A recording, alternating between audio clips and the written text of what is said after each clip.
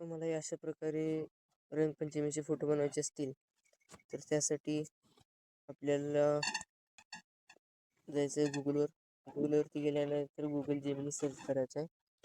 Google Gemini search केल्यानंतर Google Gemini पहिल्या वेबसाईटवरती जायचं आहे. त्यानंतर प्लसवरती क्लिक करायचं आहे. गॅलरीमध्ये जायचं आहे. त्यामधून तुमचा कुठलाही एक फोटो घ्यायचा आहे.